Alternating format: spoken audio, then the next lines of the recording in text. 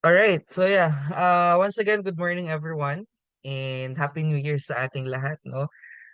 So for today, what I will discuss with you, is um, an elaboration of what data privacy is all about, no, and what are your rights, no, as an individual when it comes to um the data protection, no? So that's our topic for today.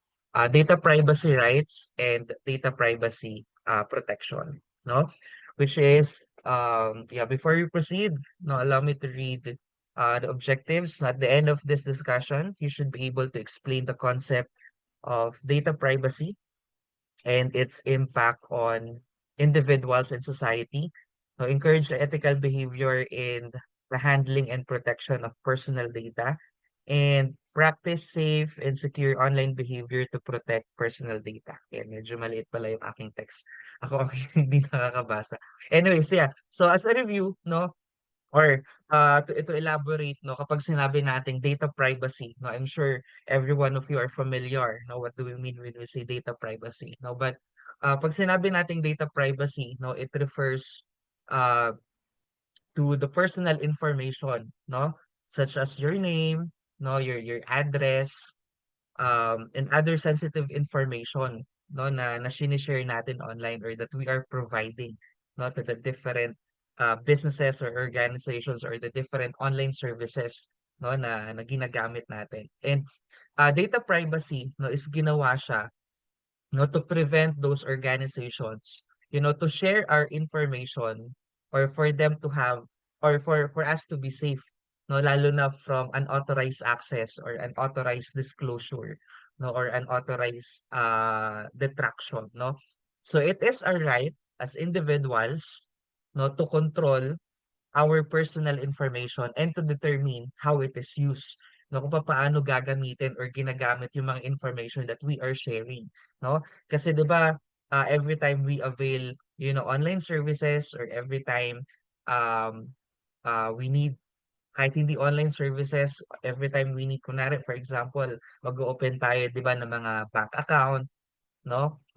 Before the bank can open an account for us, we need to provide information to them, no? So basically, um, data privacy, no, is our safeguard, or ito yung parang assurance natin that the data na sinishare natin is something that they are treated well, no, na hindi nila basta-basta dinidisclose, hindi nila basta-basta, pinoprovide to other parties, no. And if ever man, no, that may mga data breach na mangyari, no, parang we have um something, no, that we can do, no, para maprotektahan natin, or we have rights to exercise. Kaya meron tayong tinatawag na Data Privacy Act of 2012, no. So this data privacy, no, is important because it will help us, yun nga, to protect ourselves, no, from possible identity theft, no, mga possible na financial fraud and other types of cybercrime, no, na discuss natin on our previous lectures. No, that is why, no, meron tayong tinatawag na Data Privacy Act, no? So here in the Philippines, no, we called it as the Data Privacy Act of 2012, which is also known as the Republic Act 10173. Okay? Can you please read to us what the definition of the Data Privacy Act of 2012? Can you please read? Tawag tayo sa mga naka-off cam. Can you please read Jen Vincent?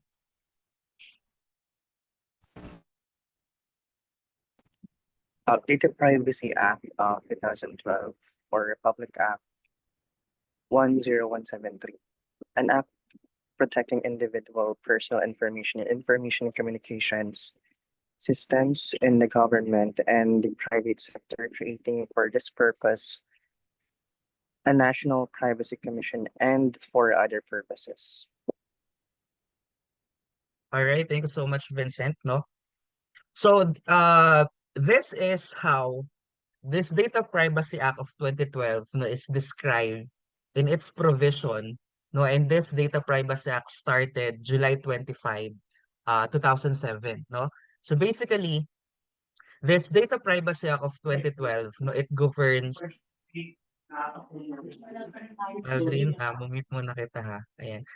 So basically itong Data Privacy Act of 2012 na ito, no, um it governs no the collection, it governs the storage, no, it governs the use of personal information no by organizations to protect our privacy rights as individuals, no? So basically, itong Data Privacy Act of 2012 na ito, no, it is a landmark legislation dito sa Philippines, no, that is designed para maprotektahan yung privacy of each individuals and to ensure the security of personal data, no? And this Data Privacy Act is also based from the GDPR, no, or yung General Data Protection Regulation, no, na na-discuss ko nung mga lecture 2, no? Or lecture 3 na kung saan it aims no na magkaroon ng ng tinatawag natin na culture of responsibility no yung mga different organizations that are collecting data from us, no? So itong Data Privacy Act na ito, no, it is a response to the growing concerns no over the misuse of personal information no in an increasingly digital world, no? So once again, this Data Privacy Act, no, it sets the guidelines, no, for the collection, for the storage, for the processing, or for the sharing of our personal data, no, and it ensures, no, that tayo bilang mga individuals, we retain control, no, over our information, no. In addition, no this existing Data Privacy Act, no, it ensures no that corporate or business organizations that are collecting or that are gathering our personal information of their clients or personal information natin as individuals, no, Data Privacy Act ensure no that our privacy rights as individuals are protected, no, and our personal information are handled in a responsible and ethical manner. No, na kung saan those organizations who are collecting or who collected our information should be held accountable for its protection. No? So dahil sa mga technologies no that we are using now, because of technological advancements na meron tayo ngayon, no, because of the information and technology systems no na ginagamit natin ngayon, no, with the increasing amount of personal information being collected from us, or with the increasing amount of personal information that we are sharing online, no, and also because of the increasing number of individuals no who would like to take advantage of those information that are available, no, itong data privacy na ito ngayon, no, has become, a critical issue for individuals or for businesses and even in our government, no? So as future IT professionals, no, or kayo bilang mga future IT experts, no, I think it will be one of your job or it will be one of your responsibility in the future, to help maintain trust, no, in the digital world, no, and for you to develop or for you to promote secure no and stable online environment. Kaya part to ng discussion natin for you to have awareness, no? But before you can do that, no, in the future, it's very important for you to know what are your data privacy rights, no? So that's why for today, no, I will be discussing with you this 8 data privacy rights. No, kasi for sure you have an idea what's data privacy rights, pero baka lang naman you're not yet familiar na meron pala kayong 8 data privacy rights, and these are those 8 privacy rights. Now we have the right to be informed, the right to access, the right to object, the right to erasure or blocking, the right to damages. Pasensya na medyo malilit ang text. Ako ang nahirapang magbasa. The right to file a complaint, the right to rectify, and the right to data portability. Okay? So isa-isahin natin i-discuss ano ba itong mga different data privacy rights na meron tayo. Okay? Let's start with the first one, which is the right to be informed. Okay?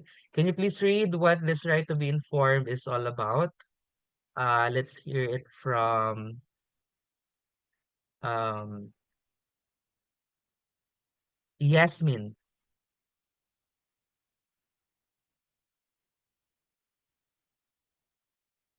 Yasmin, are you there?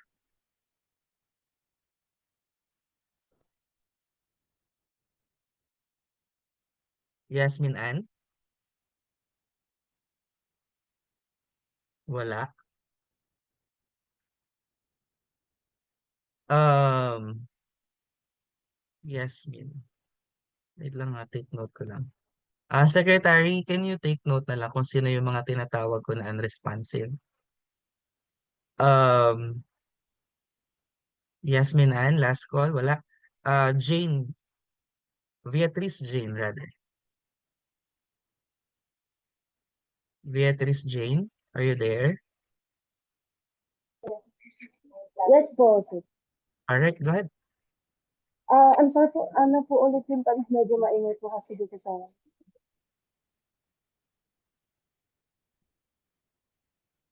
Can you please read Hello? the text in the slide, please? Okay po. So, under RA 10173, your personal data is treated almost literally in the same way as your own personal property. Thus, it should never be collected, processed, and stored by any organization without your explicit consent, unless otherwise provided by law. Information controllers usually solicit your consent through a consent form. Aside from protecting you against unfair means of personal data collection, this right also requires personal information controllers, or PICs, to notify you if your data have been compromised in a timely manner. As a data subject, you have the right to be informed that your personal data will be are will be are being or were collected and processed. The right to be informed is a most basic right as it empowers you as a data subject to consider other actions to protect your data privacy and assert your other privacy rights. Alright, thank you so much, Beatrice. But based from what you read, papaano mo naintindihan yung right mo to be informed under the Data Privacy Act? That's my question. Okay. So, based on my understanding po, yung law po na to is, ito po yung usually na nakikita natin, yung parang, kunyari po, sa app, magkakaroon po agad tayo ng, ah, ng consent form po. Doon po yung parang papasok yung mga, ayun po yung ini-scroll lang natin, na hindi naman natin binabasa. Ayun yung Mhm. mga, parang pros and cons po na ganito, magbibigay ka po ng personal information mo to the app or to the website na ganyan. Then, ayun po, na hindi, dun din po lalabas na hindi dapat ma-collect, na hindi dapat ma-process and stored by any organization without your consent, without your knowledge po. Ganun po yung pagkakaintindi ko sa law na to. Alright, thank you so much, Beatrice. No, that's correct actually, no. And I also like what you mentioned na ano, no, parang um I don't know what the word to say, but yeah, karamihan sa atin, hindi natin pinapansin. And we are calling it as privacy notice and opt-in consent. No, na yung iba, ini-scroll down na lang natin. We just click the agree button, no? Which is, that's correct, no? So, in this right to be informed, it's very clear, no, in the description from the slide, no, what this right to be informed is all about. No? So this right to be informed is a fundamental data privacy right, no, that requires, business organizations, no, to be transparent, no, and to inform you about their collection, about the use and about the protection of the personal information that we are providing to them, no? So it is a right na dapat alam natin in the first place kung anong personal information is being collected from us, no, and why, no, it is being collected, no, and how it will be used, no. And in order, for those business organizations, no, to inform us or to give us assurance, no, na yung personal information na ibibigay natin will be handled with accountability and with responsibility, no, aside from the consent form, no, describe, no, which is, as you can see here, no, this is an example of what Valerie is mentioning earlier, or Beatrice rather is mentioning earlier. No, ito yung tinatawag natin na privacy consent or privacy notice or opt-in consent, no? So, through this privacy notice and opt-in consent or consent forms na ito, no? These are few examples of how this right to be informed can be exercised, no? Kapag sinabi natin yung privacy notice, no, this is a document, no, that should pop out, no, especially if we are using online activities or online services, no, that will inform us how our personal information is being collected, no, or how our information is being used, no, and how the that organization are protecting our information, no? Which is yun nga, kadalasan sa atin, no, parang hindi natin siya pinapansin, dini-disregard natin siya. No? So parang in order for us to continue using that online services, kiniklik na lang natin yung tick box, then click agree and continue without us really reading. No? What if meron pala mga online services na parang ano siya, no, parang malware website kasi may mga ganun, no, malware website. Kapag hindi tayo aware na dapat every online services na pinupuntahan natin, dapat there's a privacy notice and consent form. No? So, kaya pa, kung hindi kayo sanay na nakakakita or hindi kayo sanay na always yung chine-check yung privacy notice and opt-in consent, no? Baka mamaya, mga malware websites na pala yung mga binubuksan natin without us realizing. No? So, dapat ano tayo, dapat always nating chine-check or always tayong mindful, no? That there should be, no? This privacy notice or opt-in consent na dapat lalabas or makikita natin. No? And here's some of the activities, no, na kung saan privacy notice or opt-in consent can be seen. No? So online, unang-una yung mga nasa online services, no? Lalo na when we are, signing up for an online services, na ito yung una nating makikita dapat. No, na kung saan kadalasan, we are required, no, to read and agree, no, to the terms of privacy notice, no, na kung saan if hindi natin i-click, no, yung tick box or box that says I agree or I read and understood, no, is hindi tayo makakapag-proceed, no, in using the online service, no? Uh, Kasi within that notice, no, dito sa example na pinakita ko, ayan, no, this is another example, no? Um,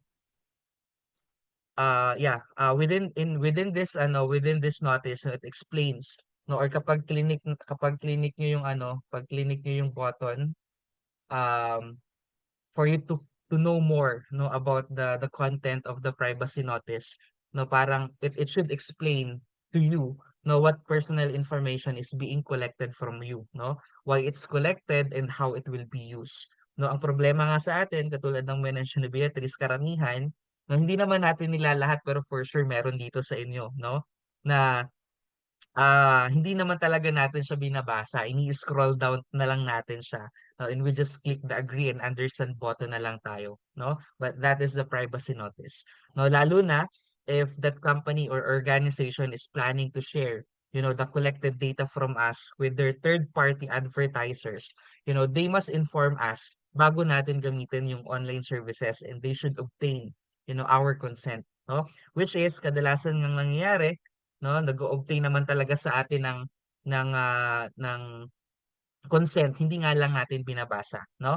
So when signing up for online services, no, you should always check, no, this privacy policies, and it's your discretion, no, if you will read them first before accepting or you will just simply click the agree button para tapos agad, no? Sino dito yung mga guilty sa ganun? Can I see, can you just simply click the thumbs up button kung meron? Ayan, meron. Okay. All right. No, but I'm hoping that after this discussion, no, you will be now mindful, no, of checking the privacy notice. Okay? All right. So after the online services, no, kadalasan din nating makikita, no, yung consent form sa mga mobile apps. Okay? Um, Now, so when we download, no, a mobile application, we are also asked, no, to review and to accept a privacy notice, no, that explains what personal information that application will collect, no, and how it will be used, no, and usually, no, when downloading mobile app, no, like TikTok or Instagram, no, 'di ba, kung mapapansin nyo, may mga magpa-pop up muna na window, no, asking you or asking users to grant permission, no, to access your camera, to access your microphone, your contacts, and location from your mobile devices, no? So always yung i-check or always yung i-evaluate muna if that mobile apps now that you are downloading are legit apps, no? If they are uh asking your permission, or if there are permission requests no? Kasi kung meron kayong dinownload na mobile application, then after the installation process, walang lalabas na permission request, medyo dapat kabahan ka na, no? Baka mamaya malware infected application na pala yung dinownload mo, no? So discretion mo pa rin, no, to evaluate those permission requests critically, no, or blindly accept them, no? But kung kung ikaw mindful ka na kapag every time you are downloading mobile devices at alam mo na meron kang the right to be informed, dapat ine-expect mo lagi na may lalabas na permission request, no, to access your camera, to access the microphone, to access your contacts, no? Kasi kung mindful ka with that, tapos may dinownload kang application at walang lumabas, no? So parang it's already an indication for you na i-delete mo kaagad kasi baka mamaya malware infected yung virus na yun. Kasi nga, yun nga, there's no permission request. No, they are not informing you that they will be collecting data from you. No? So after the mobile application, ito sa mga online shopping, yung mga mahilig mag-online shopping dyan. Ayan, yung mga example natin. Hindi ko pala nalagay yung ibang example. Yeah. So when we make purchase online, we are also asked to provide personal information, no, such as your name, no, your address, your payment information, lalo na if you will be paying using e-wallet or using your debit or credit card, no?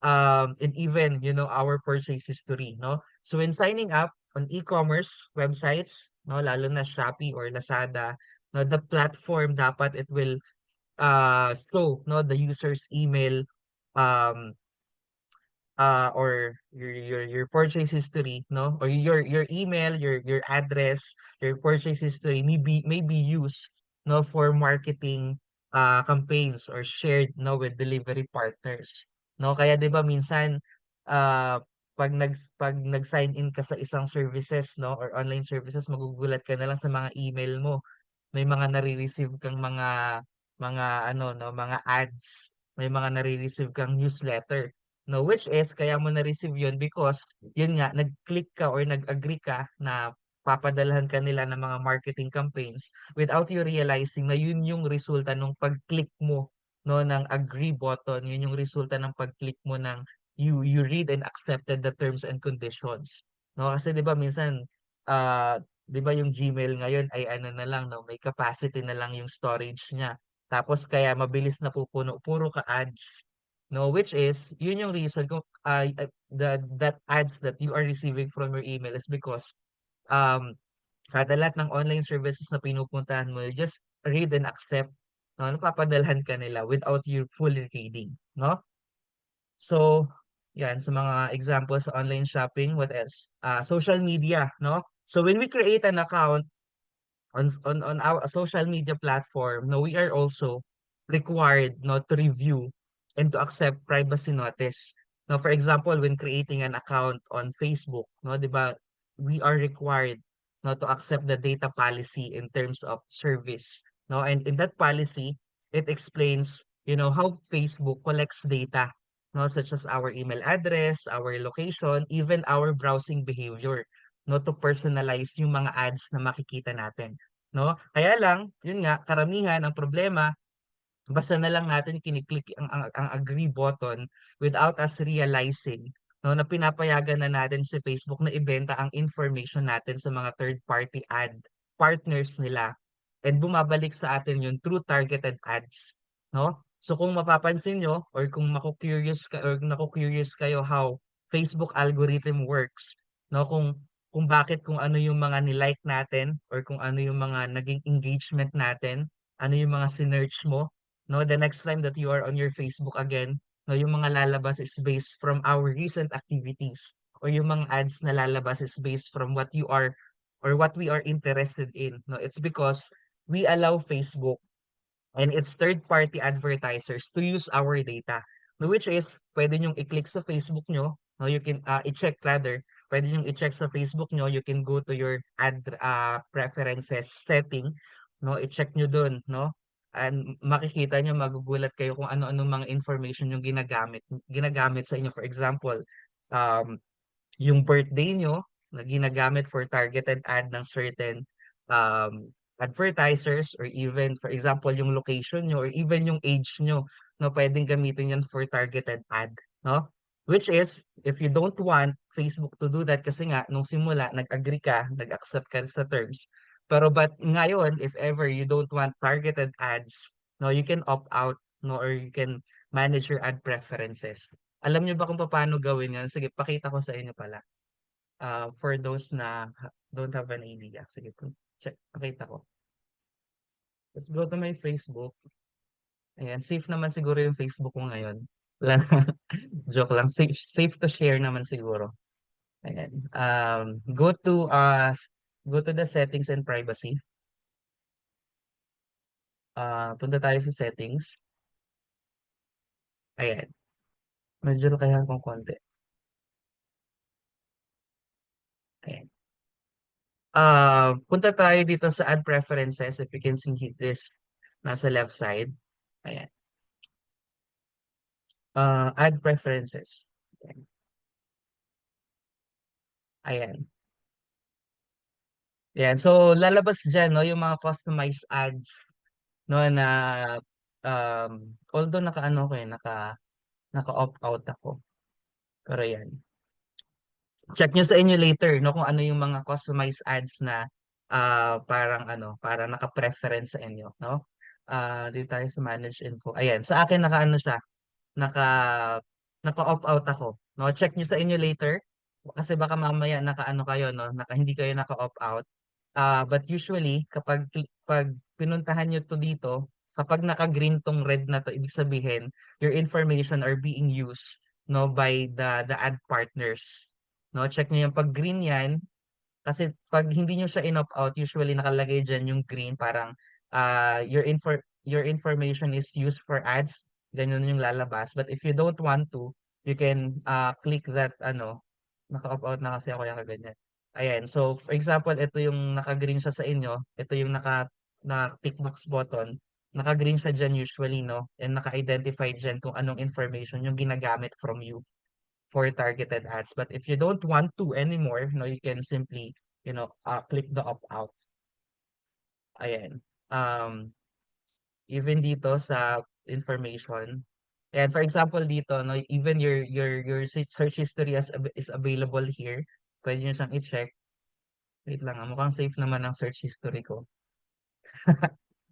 Ayan, no, so yan yung mga, kung mapapansin nyo, no, dito nyo makikita yung mga recent na mga pinuntahan yung mga search results nyo, or yung um, mga pinupuntahan, yung mga binibisita yung mga profile. Yan, so makikita nyo siya dyan. But if you don't want Meta or Facebook to track your activities, you can just always clear your history, no? Ayan. Ayan, so that's how it works. Okay, let's go back.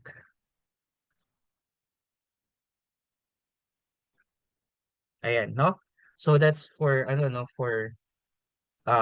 for social media. Okay? Financial services, when opening a bank account or applying for a loan, no, 'di ba, we are also asked to provide personal information from us, no, such as our name, our address, income, no, employment history, no? So, which is aside from this points here in this bullet, we can also add here, no, yung sa list yung using public Wi-Fi, no, which is yun yung kadalasan, 'di ba, pag nasa labas tayo, no, nasa coffee shop, nasa mall that offers, free Wi-Fi, but requires users to sign up with their email or phone number, no. A privacy notice usually states, no, how those information might be used, no, lalo na for promotional purposes, no. Pero minsan kapag may mga available na public Wi-Fi, be mindful kayo to connect, no. Bago kayo kumonek, i-assess nyo muna, evaluate nyo muna whether those establishments provide, clear notices about, data usage, and whether they knowingly give you consent. No? So always yung babasahin mo na yung privacy notice. No? Baka kasi mamaya that public Wi-Fi, the goal there is for them to gather information of those na connect sa kanila. No? Parang yun yung yun yung bait na ko-connect ka pero you are giving your information, no? Kaya kung wala kayong makikitang mga consent form, no, parang medyo mag-isip na kayo kung ko-connect pa ba kayo or hindi, no? So always yung babasahin yung privacy notice. Hindi lang dito sa mga na-mention natin sa bullets, no? And but in all the activities na ginagawa natin, no? That are getting information from us, no? We should be mindful. Always yung babasahin yung privacy notice before agreeing or before you agree with the terms, no? Or before you share your data, no? So, ayan, no? Ayan yung mga examples natin. Ayan, no? Um, and some of the activities where open consent and consent forms can be seen. Ayan nga, no? Aside from this uh, services or activities, no? Um, meron ding mga open consent, no, for mga online survey rather, and marketing campaigns. Ayan, no, for research and a lot more, no, to be added in this list, no? Um, which is if in case, no, um, naulit lang. Ayan. No? No, if in case, no, that in the future, no, na maisipan yung mag-develop, no, or gumawa ng sarili yung mga online services, no, or mobile application, no, don't forget, no, that it's also a requirement from you, no, that you need to draft your privacy notice, no? No, itong mga contents na ito, no, nakikita nyo sa slide, ito yung mga contents na dapat yung ma-draft or ma-explain, no, in your privacy notice, no? Kasi 'di ba in the future, no, magde-develop kayo ng mga system, magde-develop kayo ng mga applications, and on the back end, no, you will have a database, no, that you can collect their information of the users, no? So it's also important na wag yung kakalimutan that the possible users of your application, they have the right to be informed. No? That's why you should draft, or you should don't forget to draft, no, the privacy notice. Okay? Ayan. Questions? None? No questions? Everything is okay? Can I see heart reacts before we continue?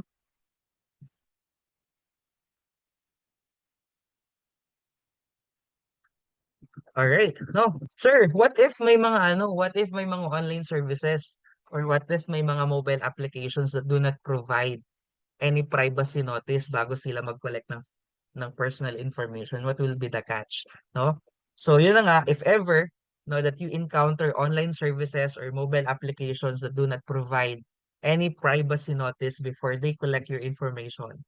No, this is now the case na kung saan, no, your data privacy right to be informed is being violated, no? In this case, magiging questionable siya na kung saan this will result, no, to your personal information being mishandled, or your information to be mishandled or to be misused, no, which can have, serious consequences for your security and privacy, no? So if in case you may not know who is responsible and kung sino yung ire-report mo with privacy related issues or concerns, no?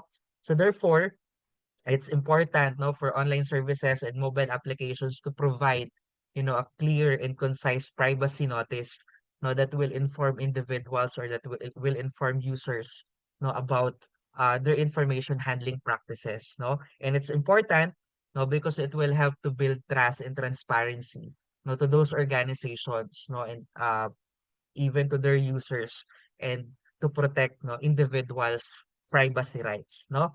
So the right, no, to be informed, no, as your data privacy rights can also be applied, no, in audio, no, or video recording, or even taking pictures of you, no? So let's say you record a conversation without a consent, no, or you take a picture, no, without the other person's consent. It's also against the data privacy, no? Kaya if you notice, ito, so for example, sa recorded na Zoom natin, or even sa Google Meet meeting or the MS Team meetings, no? May lalabas or may magpa-pop out na privacy notice disclaimer, no, na kung saan once you click the agree button, meaning you are giving consent, or you are informed, no, that the meeting is being recorded, no? Which is dito sa Zoom, naka-ano siya, no, naka-voice siya, no?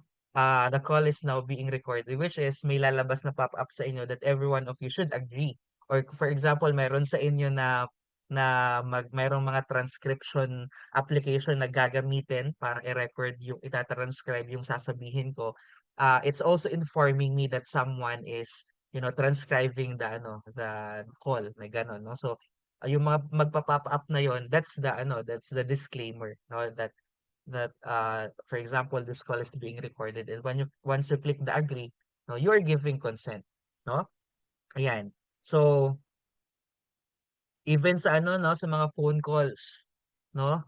Sa mga call center service providers, no, meron din tayo diyan mga privacy notice disclaimer, no, which is ito yung example, no, ng nakikita natin sa slide ngayon, no? Parang, or for example, tumawag ka sa mga companies, no? You call through their telephone. Kasi 'di ba usually may mga yung privacy notice nila is in terms of the audio recorded privacy disclaimer, no? Ito yung example. For example, this call may be recorded for quality assurance training or legal purposes. By participating in this call, you acknowledge and consent to the recording of this call, and the use of the recorded information is allowed by applicable law. No, which is usually yan yung no, yun yung parang default na draft ng telephone call disclaimer. Or if ever man, meron ba dito sa inyong mga working sa mga BPO companies? Kasi kung for example, yung mga companies wala silang mga recorded na privacy disclaimer, yung agent mismo yung magsasabi onset of the call. No, that hi, this is Ian, this call is being recorded for quality purposes. May mga ganun, no? So it's also a requirement, no, for call center industries, no. Even yung mga establishment, no, na nag-i-install ng mga CCTVs, meron din silang privacy notice dapat na naka-display, no, sa mga entrances or visible areas as a disclaimer. No, kung mapapansin nyo, dapat may mga notices na nakalagay na katulad nito, no. This establishment utilizes CCTV camera for security purposes. By entering the premises, you acknowledge and consent to being recorded by the cameras. Now, the recorded footage may be used for security, investigative, or legal purposes. If you have any concerns or questions, please contact management, no? So which is kung hindi man mga notice disclaimer, that's just a symbol that, or yung simple na signage that the establishment is operated by CCTV camera, no? So parang it's uh, uh, uh, the way how they practice the right to be informed, no, na ini-inform nila yung mga taong papasok doon that there's a CCTV camera, no? So yun nga, because they are following the right to be informed na data privacy, no? So, which is it's also being no regulated by the National Privacy Commission or the NPC, no, as a part of data privacy, no? So dahil you will be recorded on the CCTV footage, no, we also have the rights to be informed, no, na may mga CCTV installed and footages na will be used for security purposes, no? So that is a right, no, in data privacy, no, the right to be informed. Okay, questions? None? Everything's clear? Can you see thumbs up?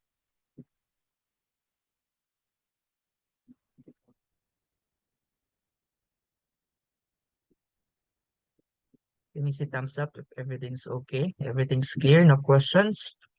All right, let's go with the next one, the second right. Can you please read what is the right to access is all about? Can you please read Nico, Daniel?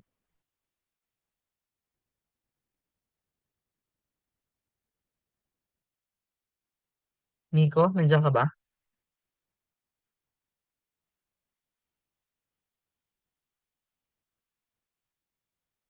Nico? Nico is not here. How about you? Mm, sino mo naka-off cam? Francine. The right to access. This is your right to find out whether an organization holds any personal data about you, and if so, gain reasonable access to them. Through this right, you may also ask them to provide you with a written description of the kind of information they have about you, as well as their purpose for holding them. Under the Data Privacy Act of 2012, you have a right to obtain from an organization a copy of any information relating to you that they have on their computer database and or manual filing system. It should be provided in an easy to access format, accompanied with a full explanation executed in plain language. All right, thank you so much, Francine. Based from what you read, how do you understand your right to access? From what I understand, sir, may ano, may right to access tayo sa lahat ng sa mga organization, sir. Kunwari nasa isang database tayo. For example, sir, yung mga students from PUP, may right to access po kaming makita yung grades namin since nasa database po nila kami, parang gano'n. All right, thank you so much. That's correct, no? Which is, no, from the name itself, no, the right to access. No, it suggests, no, na kapag sinabi natin the right to access, meaning, no, you have the privacy rights to request, no, and to obtain information about the personal data, no, that is being collected, no, that is being processed and stored by the organizations from us, no? Aside from the example mentioned by Francine, no, for example, you went sa isang establishment, no, that you are aware, no, that there are CCTVs around, no, and sabihin natin there's a certain accident happens to you, no, or let's say with your friends, no, kunwari there is some minor accident, or let's say your valuables are stolen within that premises na alam mong may CCTV, you can request to have access in terms of viewing the CCTV footage, no, or getting a copy. No, for some instances, although there are some organizations, no, that before you can request access, no, to such data, no, you must execute a written request, no, to the organization, and there are some due process, no, to follow. No, kung maliliit na establishments lang, they easily give you the right to access. No, pero may mga certain organizations, lalo na yung malalaking organizations, meron sila mga due process na hindi nila basta-basta, ah, for example, sa example natin, yung mga CCTV footage, hindi sila basta-basta magbibigay, not unless it's being requested.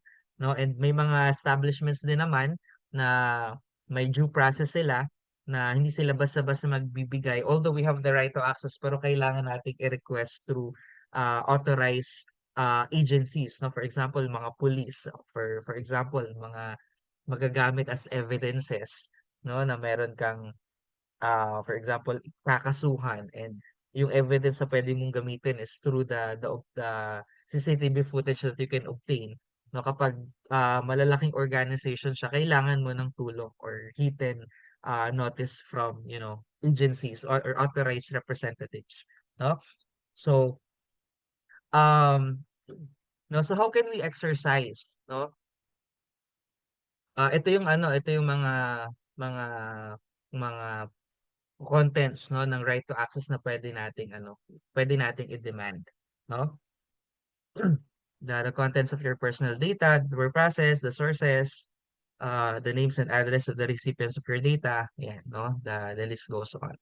Then this is how, no, we can exercise our rights, no, to access, no, our personal data. Okay?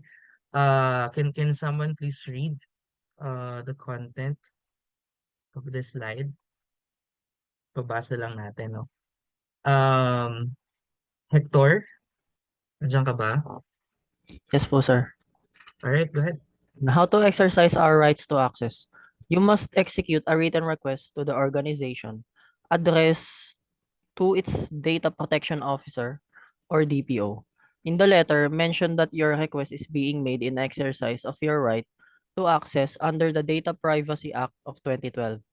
The DPO is required to respond to your written request.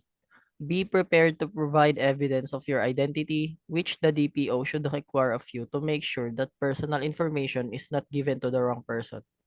If your request was not granted, or if you feel your request was not sufficiently addressed, you may file a formal complaint with the NPC. Before doing so, however, we recommend that you inform the organization and its DPO of your intention to formally complain to the NPC.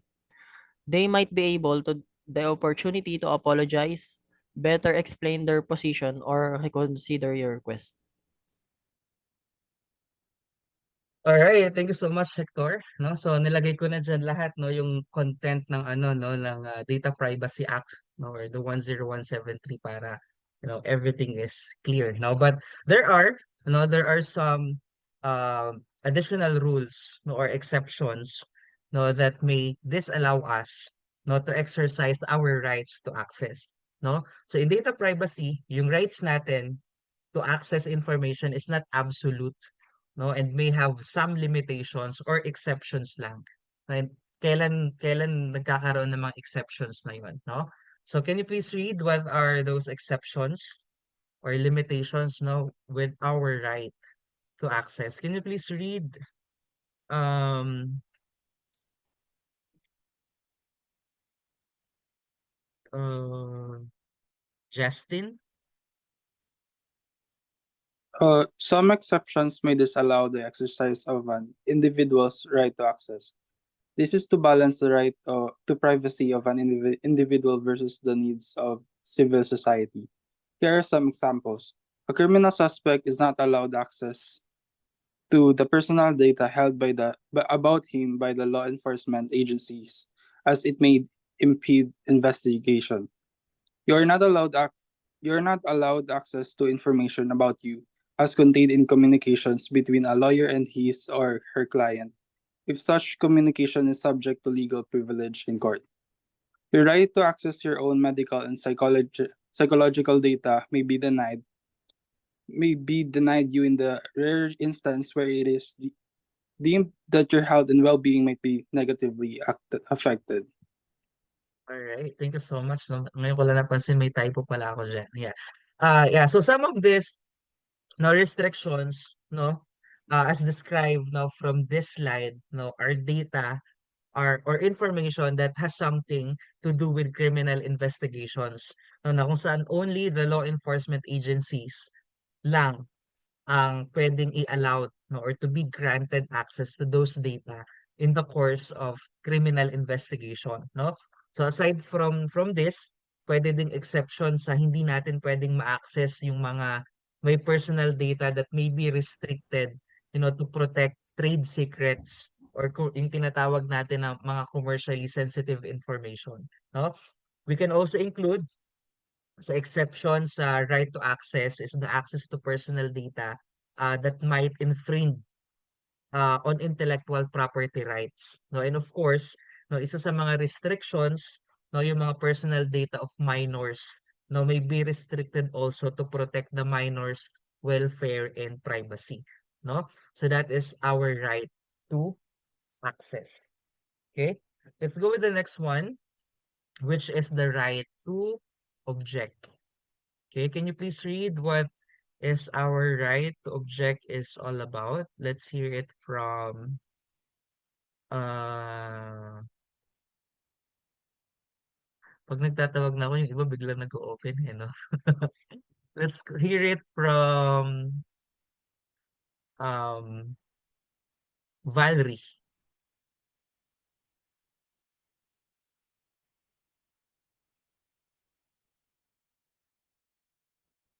Valerie, are you there?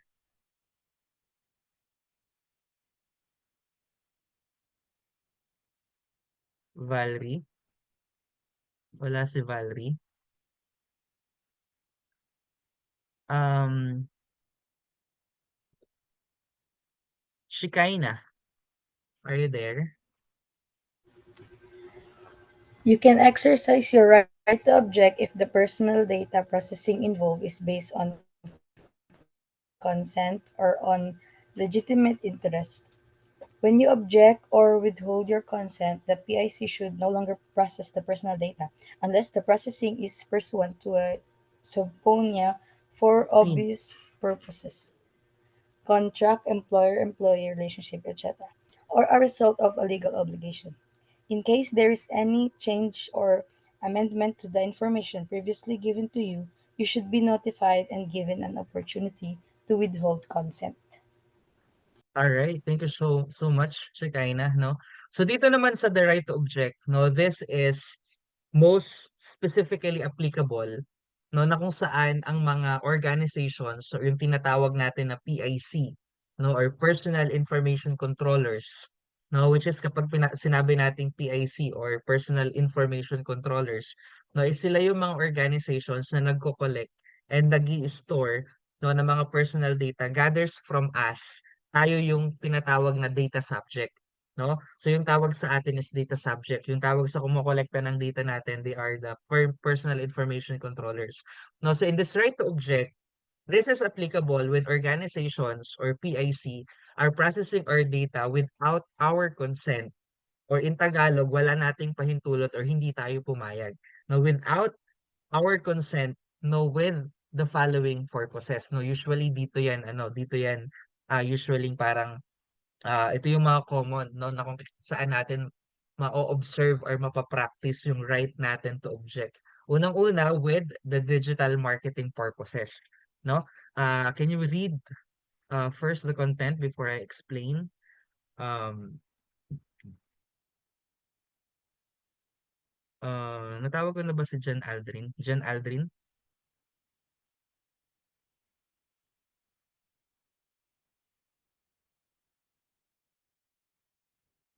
Jan Aldrin, are you there?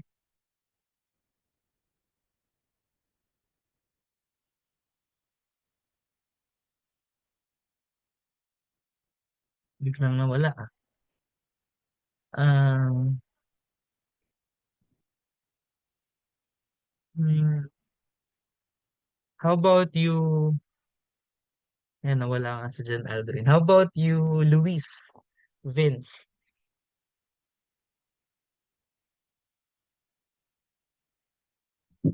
Naririnig mo. Yep.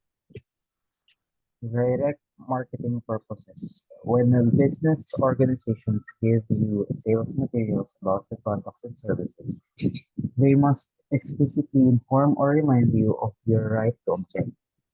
If you feel uncomfortable to being target of a direct marketing campaign, you must be able to easily invoke the right to object. If you previously acceded but wishes to opt out, you must be given an easy way to opt out. In asserting your right to object being included in a direct marketing campaign, businesses have no recourse but to accede as there are no exemptions or grounds for refusal in this case. All right, thank you so much, no? So, itong once again, no, itong right to object na ito, no, is our fundamental right, no, in data privacy that allow us, no, from the word itself to object the processing of our personal data. No, na kung saan kadalasan, no, some business organizations are using our data, for digital marketing purposes, no? Which is described from this slide, no? Unang-una is sa direct marketing purposes, no? Sa direct marketing purposes, no, this happens if, for example, no, yung mga example natin kanina, we visit a website or we create an account, no, for us to use their services. No, which is before you can proceed, may disclaimer or terms and conditions na magpa-pop out, no, na kung saan naka-identify doon, let's say, when you accept, you agree to receive email notifications or uh, email newsletter, something like that, no? Which is kaya you receive emails or newsletters or other marketing email campaigns nila coming in your email from time to time dahil tayo hindi nga natin binabasa, hindi natin binabasa, basta na lang tayo nag-agree. And when we are being bombarded by email marketing campaigns nila, and if we want to stop receiving uh, ang tawag natin doon, no, spam emails or marketing emails, no, there should have an unsubscribe button, no, in that specific emails that we can use for us to not receive their marketing emails anymore, no? So kung meron kayong mga marketing emails that you are receiving in your email, and if you don't want to receive those emails anymore, no, dahil meron kayong right to object. You don't want to receive emails from them anymore, no? As we have the right to object, dapat dun sa end ng kanilang mga marketing campaigns or email newsletters, dapat meron kayong mapipindot dun na unsubscribe button, no? Because yun nga, we have the right to object. We have the right na ayaw na natin maka-receive ng mga emails from them, no? So kung meron kayong mga ganong scenarios or examples, later on you can visit your email, no? Yung mga marami kayong nare-receive na email na ayaw nyo nang ma-receive, hanapin nyo lang dun yung unsubscribe button and it should be available there, no? Because yun nga, we have the right to object. Okay? Sa spam text naman, as an example, no, this is based from an article that I read, a month ago, or I think this during the holiday break, no, na kung saan the different, money lending applications, no, are reported, no, for violating the data privacy. Kasi based on the reports, no, for example, you download one money lending application, no, curious ka, or walang-wala ka, parang gusto mo lang i-try or na-curious ka lang, gusto mo lang i-try, and you apply for a loan and you provided your phone number, after that, you will be receiving a lot of spam text messages offering you to avail loan from different money lending apps. Although sa isang app lang yung trinay mo, isang app ka lang nag-provide ng phone number mo, but after that, may mga nare-receive ka ng mga different spam messages offering you loan from different money lending apps, no? So, hindi ma-identify kung iisang company lang ba or iisang business operations lang ba sila, no, na may iba't ibang pangalan ng applications, or if they are selling, the contact numbers they receive from a certain money loan applicants, no, ng isang money lending application, no? Pero yun nga, because of the although meron tayong SIM registrations in the Philippines na inimplement na, dapat one of the benefits is para mabawasan, 'di ba, or totally nang mawala, no, yung mga SMS phishing and SMS scams or text spams that we are receiving, no? uh no, activities like this, no, na kung saan our phone numbers are used, no, to send, marketing promotionals without our consent, no, uh dapat mali-lessen because of the because of the SIM card registration, no, and totaling mawala, no, if the SIM card is not registered, no, dapat hindi siya magagamit, no, to send out text spams or SMS phishing, no. So for those examples or those scenarios, no, we can there's now a way, no, na through the text messages for us to report that number, no, as a spam, or we have the right to object na pwede natin silang i-block, no, because we don't want to receive email messages from that numbers anymore, no. So yun yung mga pwede natin gawin for the marketing purposes. Okay? Next is for profiling. Okay, ano naman tong profiling na to? Can you please read hmm wait lang, saan na yung listahan ko? Can you please read? Sige, Leo, go ahead. Rinig, sir. Yep. So, um, profiling purposes, businesses customarily resort to profiling or the creation of profiles of individual customers and clients without their consent. This is done either for marketing or customer care purposes. The cross-referencing of customer information to product marketing brings about practical advantages to both the buyer and seller in any potential business transaction. Under RA 10173, however, profiling of this requires your consent as customer, or else you are justified in invoking your right to object. The right of state agents to do profiling for law enforcement purposes, however, may override your right to object. All right. Thank you so much, Leo, no? So itong profiling purposes naman na ito or profiling na ito, no? It has something to do with yung tinatawag natin na algorithm, no? If you are familiar how algorithm works, I'm sure you're familiar kasi I think it's a topic na na-discuss naman sa mga major subjects nyo, no? But for Which is, no, kung wala kayong idea, pag sinabi nating algorithm, no, it is a set of, instructions that a computer follows, no, to perform a specific task, no? So in the context of profiling personal data, no, algorithms is ginagamit siya to analyze our data, no, to identify patterns based on, for example, sinabi kong example kanina sa social media or sa Facebook, or hindi lang sa Facebook, no, applicable sa lahat. Um, let's say kung ano yung mga sini-search natin, kung ano yung sinishare natin, no? Ano yung madalas natin na pinapanood kahit hindi natin i-like, kahit hindi natin i-share, kahit hindi tayo mag-comment, no? Um, based from those patterns, no, of our social media activities and records natin based from kung ano yun nga, ano yung nilike natin, ano yung share natin, ano yung madalas nating pinapanood. So that is how the data collection happens in our social media accounts, no? Through our online behavior, no? Through our social media activity and transaction records, no?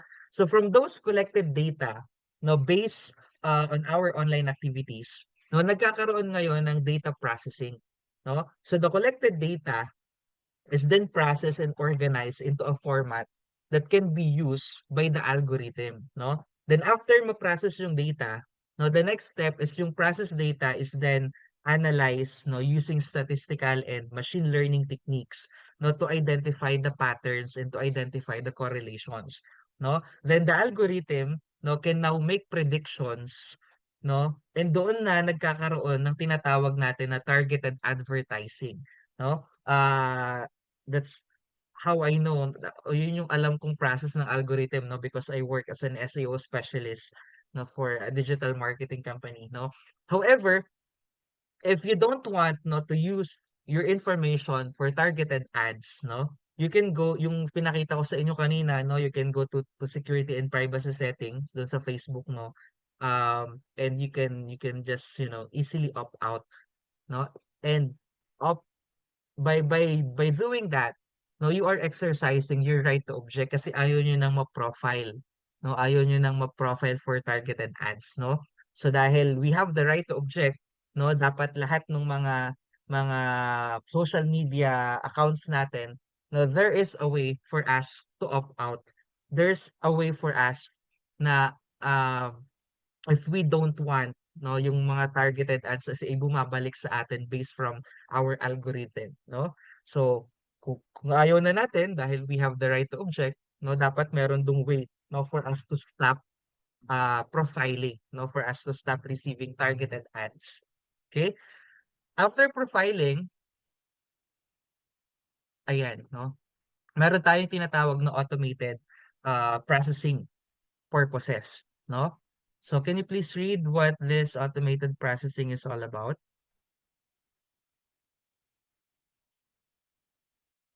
Sino pang hindi natin natatawag?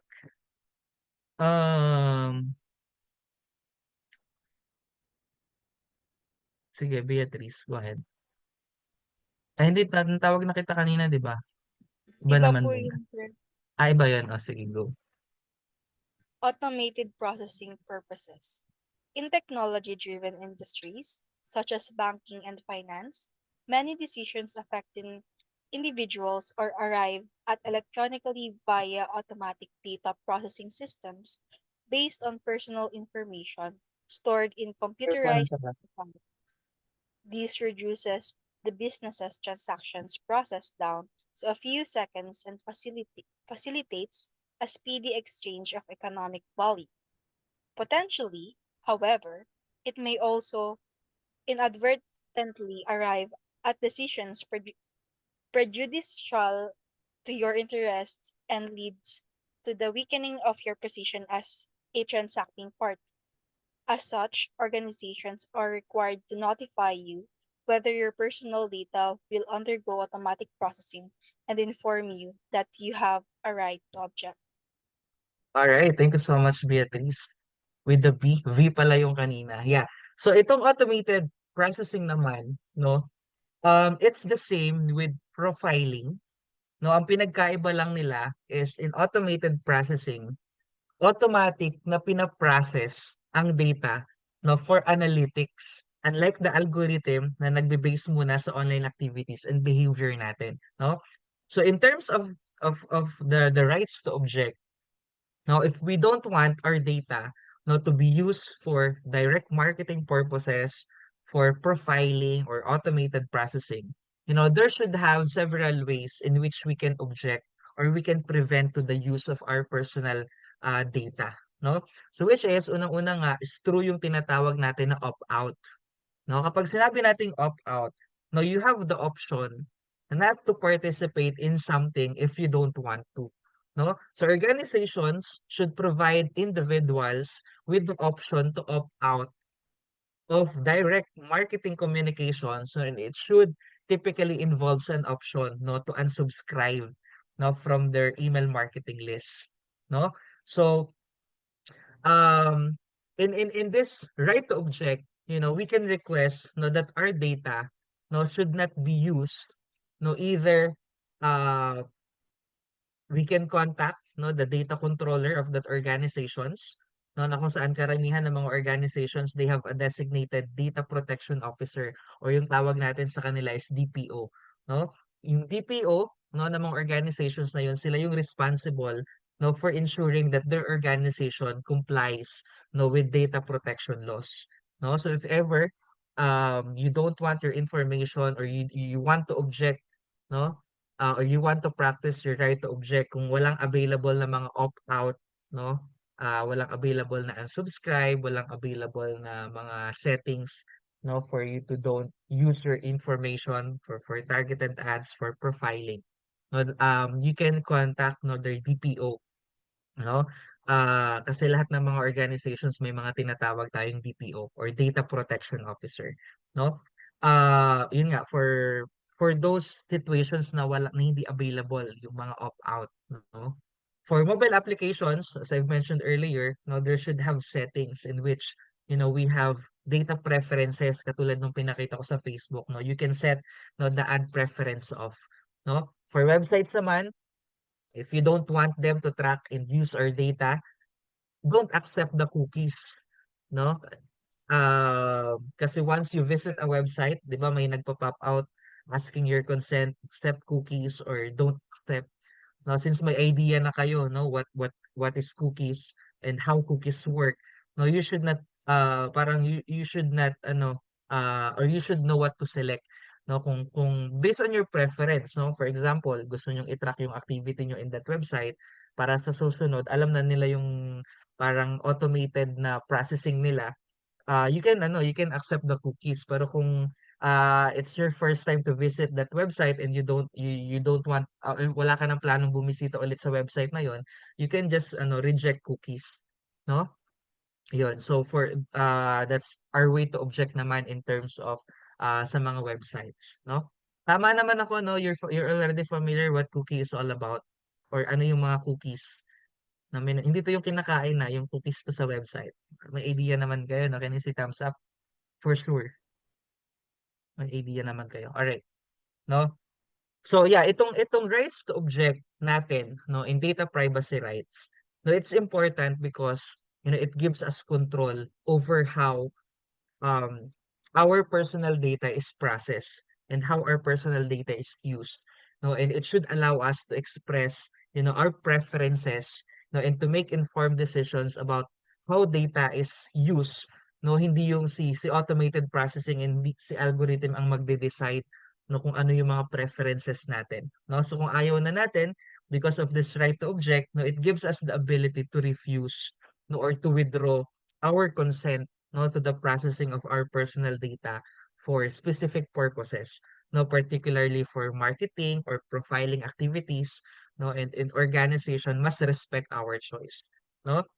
Another example, kunwari, yun nga, for example, you are receiving promotional emails, no, from a company, no, you can opt out, no, by clicking the unsubscribe link, no. If the if ever that the company continues to send, marketing messages despite na nag-object ka na, no, despite na nag-click ka na ng unsubscribe, despite na nag-opt out ka na, no, if that happens, no, it would be in violation of this right to object, no? So this right, no, is particularly important, no, in preventing yung mga tinatawag natin na unwanted intrusion, no, in ensuring that our personal data is not used, no, for purposes that we disapproves of.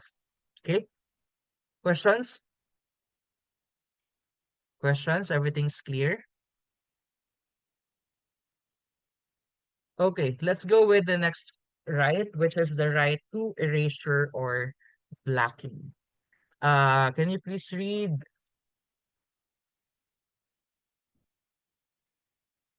um medyo dumami na yung naka-off cam ah. Let's hear it from uh Jeron. Sarinig po ako. Yep, go ahead. The right to erasure or blocking.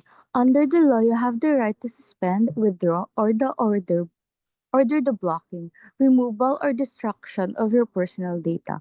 You can exercise this right upon discovery in substantial proof of the following. Number one, your personal data is incomplete, outdated, false, or unlawfully obtained. Number two, it is being used for a purpose you did not authorize. Number three, the data is no longer necessary for the purpose for which they were collected. Number four, you decided to withdraw consent or you object to its processing and there is no overriding illegal ground for its processing. Number five, the data concerns information prejudicial to the data subject, unless justified by freedom of speech or of expression or of the press, or otherwise authorized by court of law. Number six, processing is unlawful. Number seven, the personal information controller or the personal information processor violated your rights as data subject. All right, thank you so much. So ito sorry, itong rights to erasure or blocking na ito, no?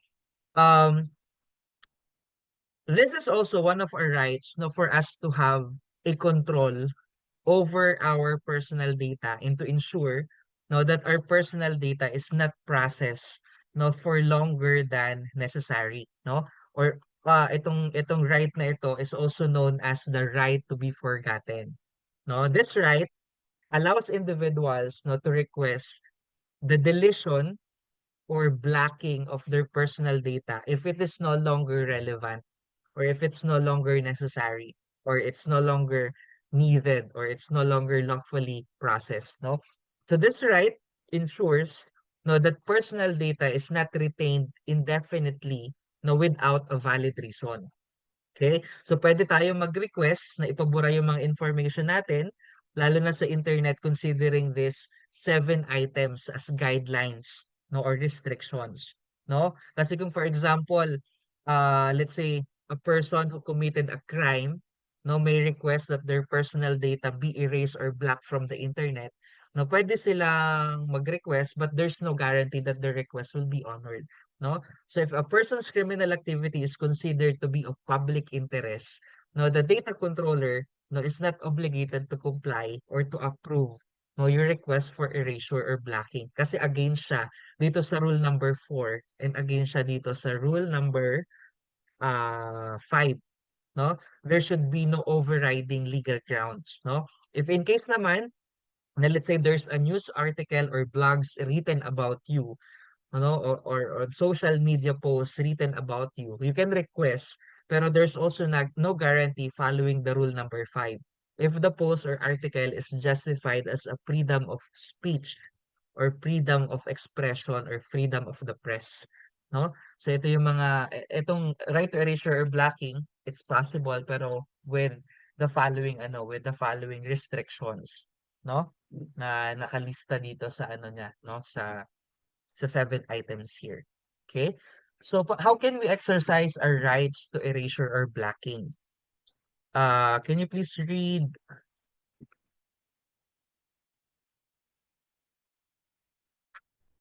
um Nash?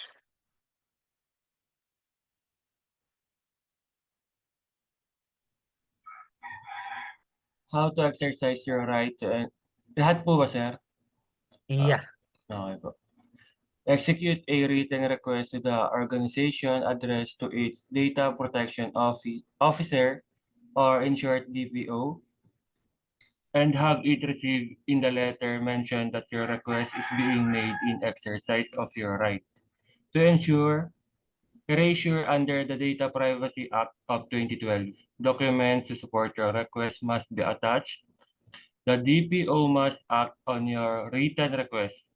In case you feel your requests have not been addressed satisfactorily, you may file a formal complaint before the NPC.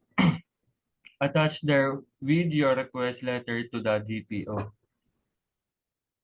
All right, thank you so much, Nash. Now, so that's how now we can exercise our rights to erasure if sa tingin natin hindi siya against or hindi siya pasok dito sa restrictions and limitations na nakalista dito, no? So if ever that we wanted to, no, we can do this uh itong nandito, no? How you can exercise your right to erasure. Okay? Which is normally na nagagawa to kapag for example you are a former employee of a company, no, na kung saan hindi pa nila, for example, ano ka, no, parang your your data is naka ano pa rin, for example may mga website sa website nila, tapos nandun sa website na nakalista yung mga employees, ganun, no? And kunwari matagal ka ng ano, employee, tapos hindi pa rin nila ina-update, no? You have the right to request, no? For example, you are a former employee of the company, no? You can request the deletion of your personal data from the company's records after you resign. No, provided that there are no legal obligations, no, requiring the company to retain the data, no? Baka mamaya may tax compliance ka pa pala kaya hindi nila tinatanggal, no? So, but if ever there's no legal obligations na, no, you can request to remove, no, the your data. For example, nasa website ka pa nila, tagal mo ng employee doon, no? You have the right if you don't want to your for example your image or your name to reflect on their website, you have the right to, no, to erase or to blocking, no? So itong rights na to safeguards, no, the individuals from the unnecessary retention of their personal data, no, and reducing the risk of misuse or possible unauthorized access. Okay, let's go with the next one. Parang kawalan naman ng boses. Let's go with the next one, which is the right to damages. Can you please read? Yes, Father Josiah. Joke lang. Josiah. Hello? Naririnig po ba ako, sir? Yeah. Okay. The right to damages. You may claim compensation if you suffer damages due to inaccurate, incomplete, outdated, false, unlawfully obtained, or unauthorized use of your personal data, considering any violation of your rights and freedoms as stated subject. All right. Thank you so much. Wait lang. Wala ko ng water.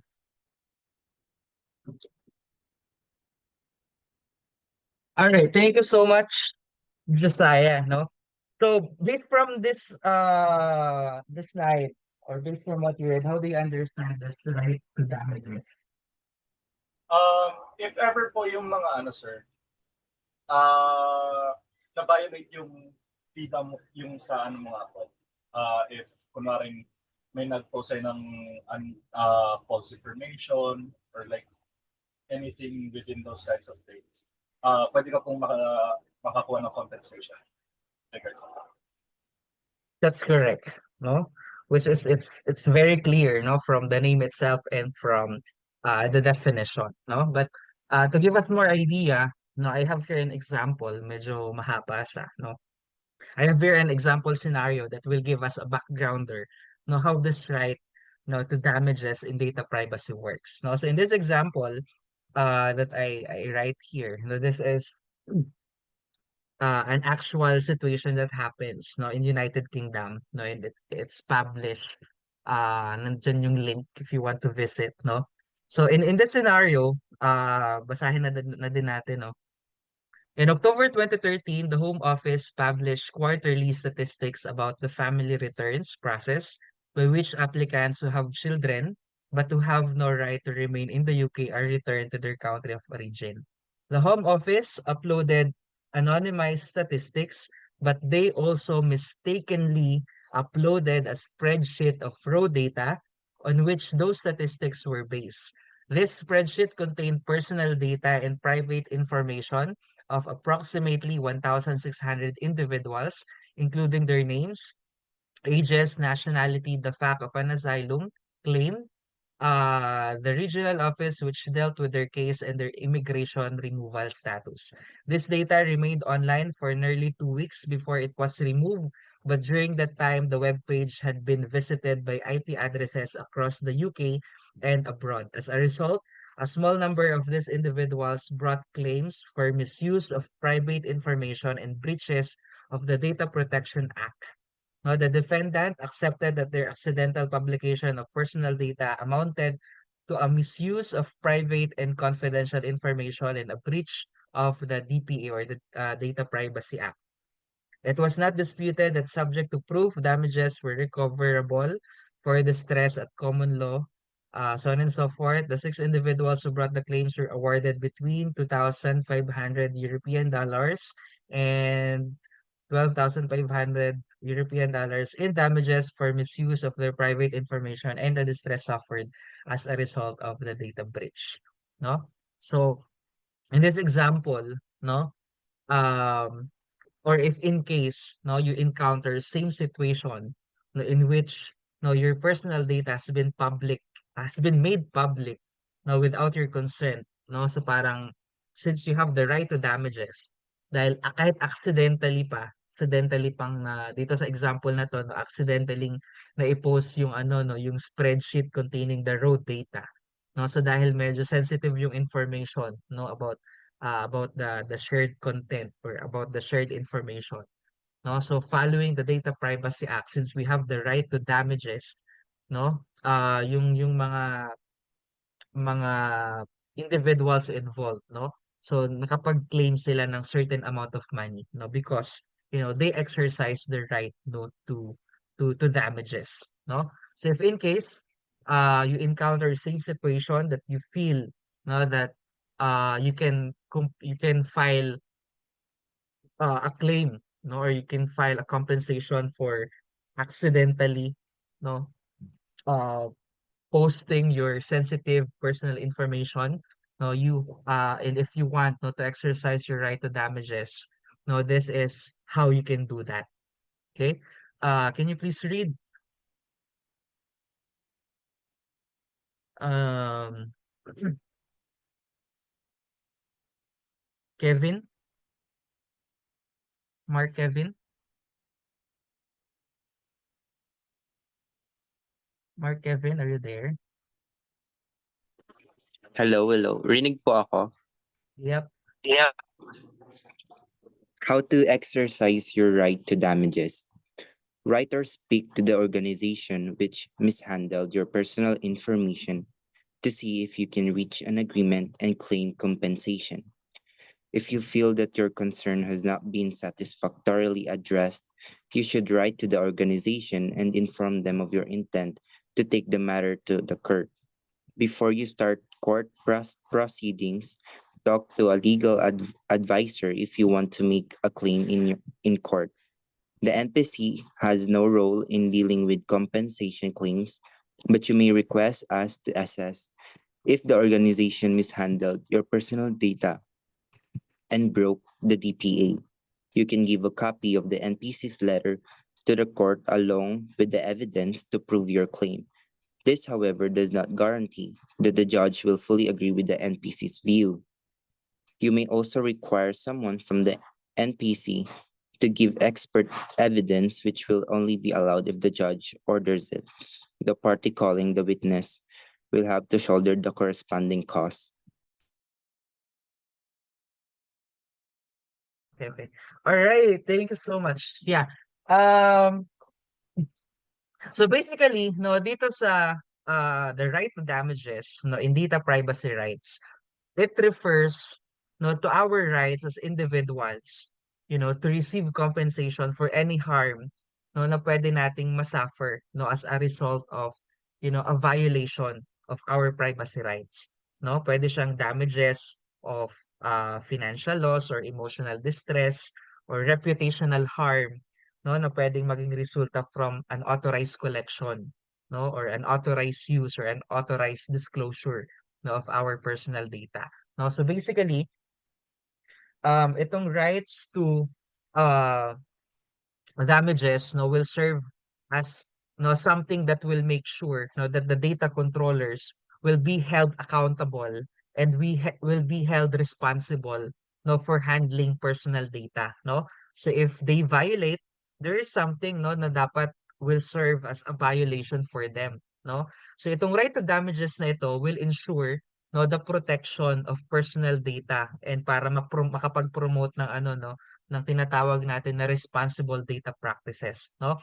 So the right to damages, itong right to damages na ito, it ensures, no, that individuals, can seek compensation if their data privacy rights are violated, no, leading to a harm or leading to injury or to emotional distress or whatsoever, So this provision, no, holds the different organizations to be accountable, no, for breaches or mishandling, no, of our personal data, no. So this right to damages, it emphasizes the importance nung accountability, no, ng mga data controllers, and for them na ma-encourage sila or to encourage organizations to adopt yung magkaroon sila ng stringent na data protection measures, no. So kung hindi sila parang kolekta ka lang ng kolekta ng information, but you will not be accountable and you will not do something para protektahan yung mga data na kinokolekta mo, then of course, there are, parang meron silang something na parang pag hindi nila ginawa, ito yung mga possible na consequences. Kaya meron tayong the right to damages. Okay? All right. Questions? Everything's clear? Can you see thumbs up if everything's clear?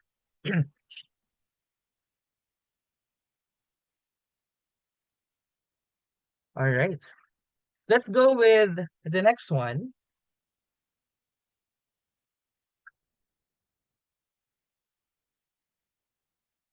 Ito pala. Yeah. Let's go with the right to, wait lang. Ayan, the right to file a complaint. Can you please read?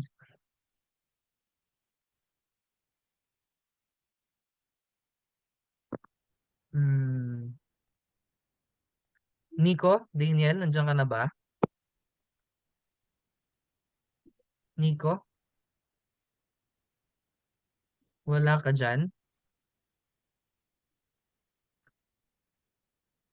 Or hindi mo kami naririnig? Hindi mo ako naririnig.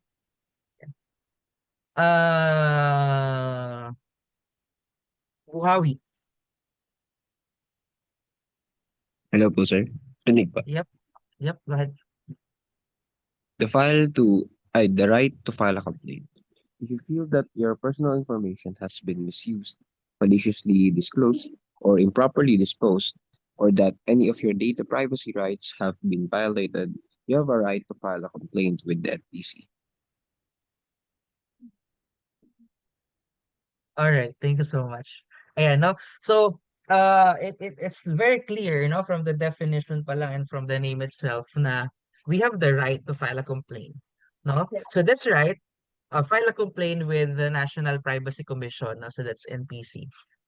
This right allows us as individuals to file complaints, no, with the National Privacy Commission, no, or other relevant authorities if we believe or if you believe that your data privacy rights has been violated, no. So the NPC or the National Privacy Commission, no, serves as the primary regulatory body, no, for ensuring or for enforcing, no, the Data Privacy Act for investigating the violations, no. So if ever that you wanted to file a complaint, ito yung mga processes, uh or let's start with who may file a complaint. Can you please read Shanti?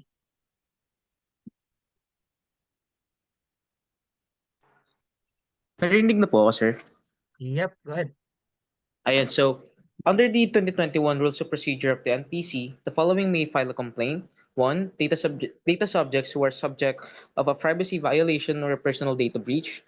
Representative of the data subject, if authorized by a special power of attorney. If the representative is a judicial entity, the person filing the complaint must be authorized by a special power of attorney to appear and act on the behalf of the data subjects. The same person must also be authorized by board resolution and secretary's certificate to appear and act on behalf of the judicial entity or the NPC on its own initiative.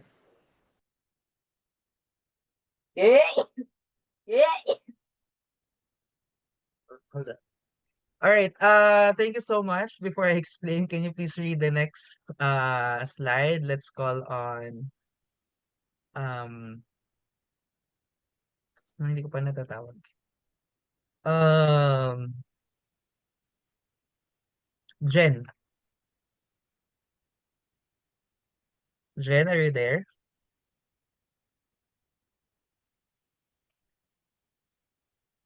Wala si Jen.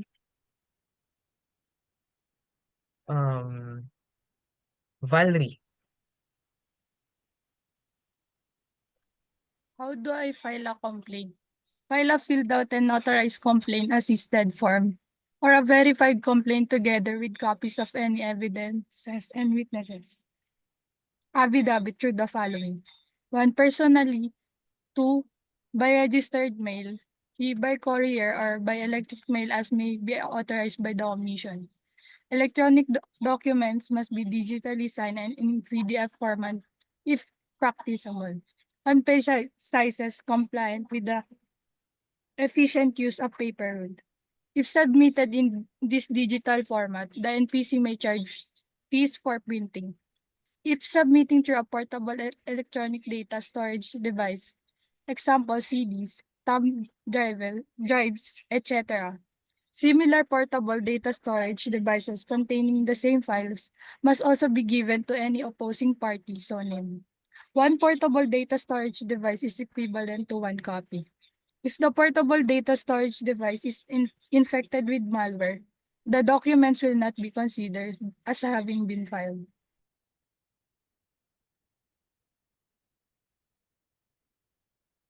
All right, thank you so much. No, so that's the process, no, if ever that we wanted to file a complaint, no, if we think no that our rights no in data privacy no has been violated.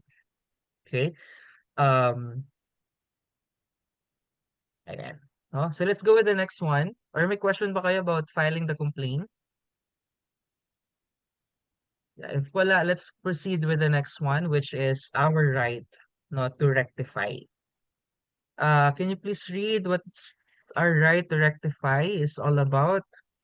Mukhang natawag na natin lahat ng mga naka-off cam. Punta na tayo sa mga naka-on cam. Ayan. Natawag ko na ba si Justin? Justin? Yes po, sir. Alright. Nico, nandiyan ka na ba? Nico Daniel?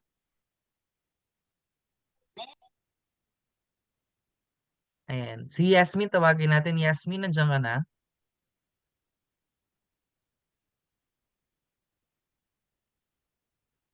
Yes po. Ayan, go ahead. Go ahead, Yasmin. The right to rectify, how to exercise your right to rectify. If the organization does not yet have a system or form for data rectification, you must execute a written request to the organization addressed to its data protection officer and have it received. In the letter, mention that your request is being made in exercise of your right to object under the Data Privacy Act of 2012. Documents to support your request must be attached. The DPO must act on your written request. In case you feel your requests have not been addressed satisfactorily, you may file a formal complaint before the NPC. Attach therewith your request letter to the DPO. Some organizations already have their system or form for data rectification. For instance, the SSS only requires their members to accomplish SSS Form E4 or the member data change request form and submit with it the supporting documents. The needed supporting documents vary depending on the personal data that you want corrected. Example, for correction of name and birth date. PSA or NSO, authenticated birth certificate or valid passport.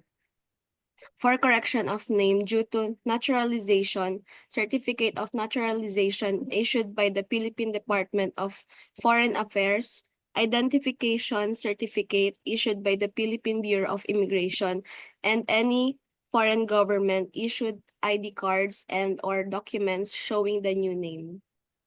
Alright, thank you so much.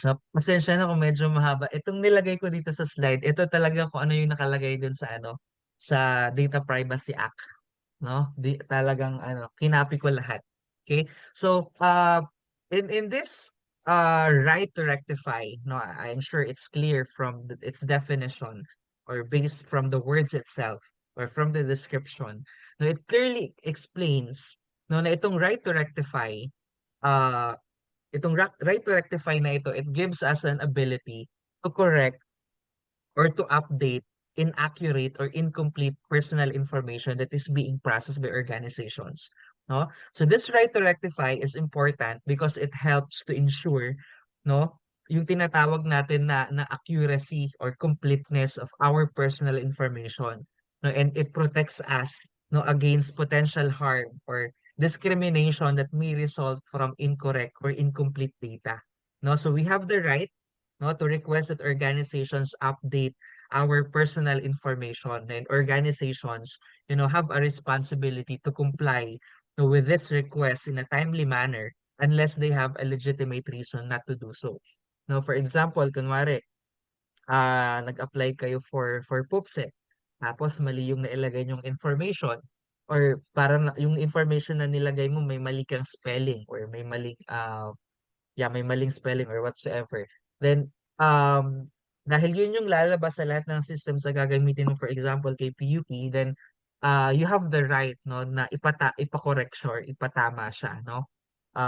Or itama yung information na nakolekta sa'yo, no? Because it's our right, no, to rectify, or it's our right, no, for an accuracy of information from us.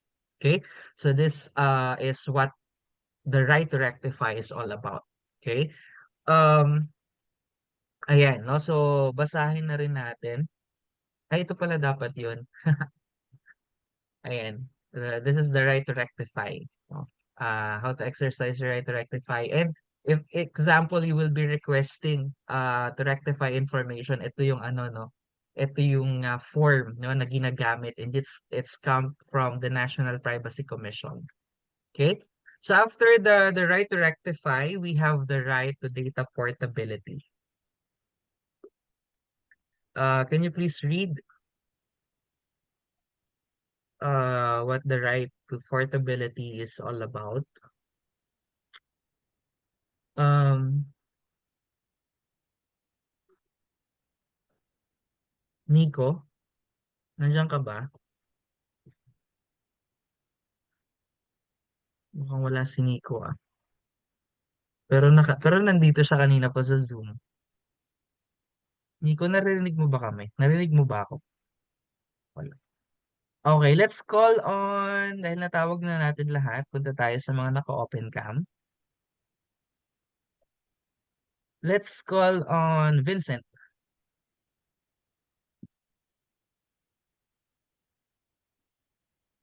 Vincent? Kami natin itlog ngayon. Isang tray na yung binili ko. Tray ka ata. Ay, mag-tray ka araw. Sharon, gusto mo bang ikaw magbasa? Ako ba? Ay, hala sir, naka-open mic pala ako. So, sorry po. Sige, ituloy mo na. Go ahead. Read. Sorry po. The right to data portability. This right assures you remain in full control of your data. Data portability allows you to obtain and electronically move, copy, or transfer your data in a secure manner for further use. It enables the free flow of your personal information across the internet and organization according to your preference. This is important, especially now that several organizations and services can reuse the same data. Data portability allows you to manage your personal data in your private device and to transmit your data from one personal information controller to another. As such, it promotes competition that foster better services for the public. Hmm, tuloy mo na.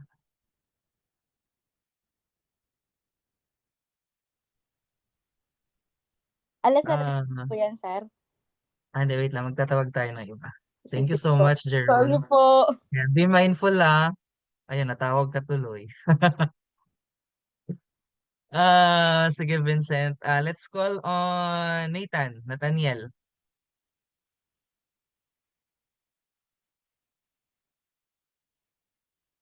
Hello sir, naririnig po. Yep. In case the personal information controller concerned does not yet have an online data portability feature, you must execute a written request to the organization, address address to its data protection officer or DPO, and have it received. In the letter, mention that your request is being made in exercise of your right to data portability under the Data Privacy Act of 2012. Documents to support your request must be attached. The DPO must act on your written request. In case you feel your request have not been addressed satisfactorily, you may file a formal complaint before the NPC. Attach therewith your request letter to the DPO. All right. Thank you so much for reading. Ayan, no? So, in that right to data portability, no? It's gives us the ability, to receive our personal data in a structured, and commonly used, in machine readable format, no? And to transmit the data to another data controller, no? So, parang basically if we want uh to have our information or to download their information, we have the right to do that. Sa Facebook, ano siya? Sa Facebook, yung pinaka-good example that it's possible. If puntahan niyo yung settings ng Facebook, no, there's a way for dun sa Facebook setting, no, to download yung ating information if we want, no? So, uh, it's because no, it's also under the right to data privacy for us to have that data portability na tinatawag, no? So that's the right to data portability is all about, no? So basically, no, ito yung rights, no, na included, no, and explained in the data privacy of 2012, no, or the RA 10173, no? So walo siya. Now, once again, we have the right to inform, we have the right to access, we have the right to object, the right to erasure or blocking, the right to damages, the right to file a complaint, the right to rectify, and the right, no, to data portability, no? So, itong Data Privacy Act na to, once again, no? The Data Privacy Act of 2012, or also known as the Republic Act 10173, no? So this is a Philippine law, no, that aims to protect, the privacy of personal information and sensitive personal information. Um, in information and communication systems, no, in the government and even in the private sector, no? And because of this Data Privacy Act, no, it requires, the different organizations to implement kung ano yung mga dapat na mga appropriate na measures or practices, no, to secure, no, the personal data na kinokolekta from us. No, and it establishes a National Privacy Commission, to enforce the law, of course, and to address complaints if ever na merong nababiolate, no? So under the law, no, personal information, pag sinabi nating personal information, it refers to any information that could identify us as an individual, no? Such as name, address, no, email address, contact numbers, no? Mga sensitive personal information na sinishare natin, no? uh, that are either sensitive in nature, no, such as health records, even sexual orientation and other religious beliefs, no. Which is because of this Data Privacy Act, no, organizations are required no to obtain consent no from us no before collecting, before processing, before storing our personal information no and the use of the information no only for the purposes no kung bakit siya kinokolekta no and they are also required no to implement appropriate no security measures to protect yung information na share natin and to notify us no if in case may mga possible na data breach no so itong Data Privacy Act na to no it applies to both government and private sector organizations no? And it provides you know penalties for them no for non-compliance kaya importante na dapat they really comply kasi kung hindi meron sila mga possible na mga cases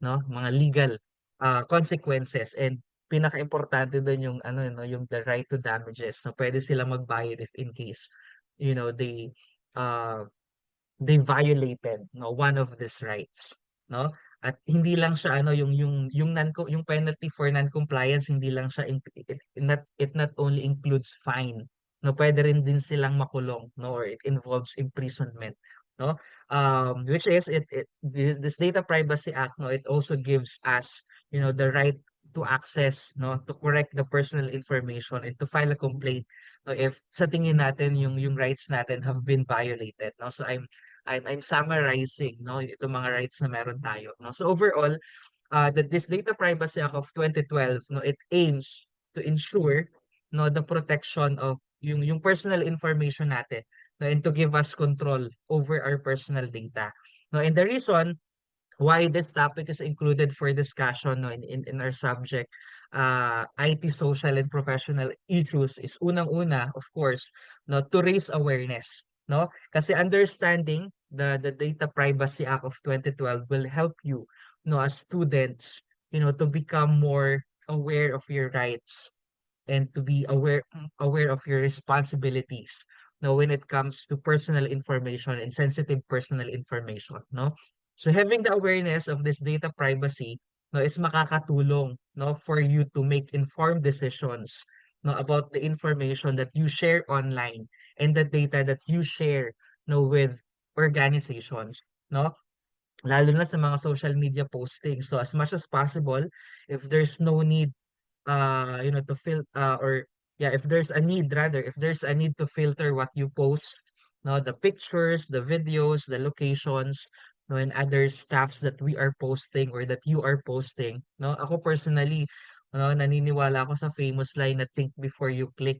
no kasi once we click the post no once we click the publish or once we click the send button no that information or pictures or videos about us no is no longer under our control no for example na lang yung mga nagte-trending na mga videos na share online no and nawi-witness natin kung ano yung mga nagiging consequences or nung mga videos na nagba-viral no or yung mga posts na nagba-viral no na nagkakaroon ng mga negative effects or consequences no that's why it's important to remember no that the only things that are truly private lalo na sa Facebook and on the other internet na applications na ginagamit natin or internet in general are the things that never get posted in the first place.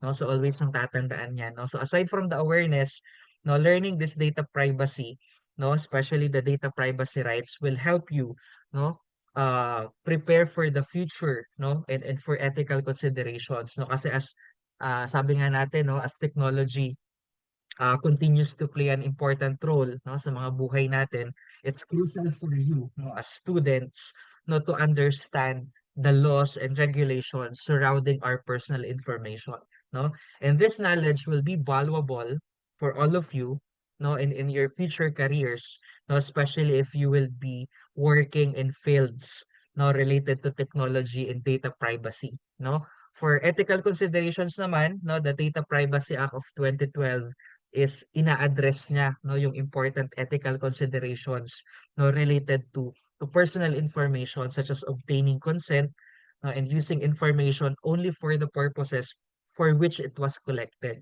no so learning about this act no, you can develop an ethical framework for your own use of technology in personal information, no? So by understanding these rights na minention ko sa inyo or shinare ko sa inyo ngayon, no? You or also individuals, can take proactive steps, no, to safeguard your privacy, no, and um to hold organizations accountable, no, for their data handling practices. No, for organizations compliance naman, no, with this right, it's not only legal obligation, but it also a means of building trust, no, and fostering long-term, relationship with their clients or with their customers, no. So the protection of personal data is matatawag natin that it's a shared responsibility sa atin as the data subject and with the data controllers that requires awareness, no, that requires vigilance, no, and that requires adherence, no, to this ethical principles, no, na na na mini-mention or na yung involved dito sa right natin in data privacy rights, no? To summarize, no, students like you, no, should learn about the Data Privacy Act of 2012 as it is, no, related to your daily lives and future careers, and for you to help you understand, no, the importance of protecting personal information and respecting privacy rights. Kasi in the future, one of the career available for you, no, is pwede kayong maano, no, maging mga data controllers, no, or pwede kayong magkaroon ng access sa mga database, sa mga data or information that you can collect, no, from the websites na i-handle nyo or yung mga applications na i-handle nyo. That's why it's important na dapat alam nyo kung ano yung mga data privacy rights or alam nyo kung paano protektahan or pangalagaan yung mga data that we are collecting from our uh, data subjects. Okay, so yeah, that's it. Any questions?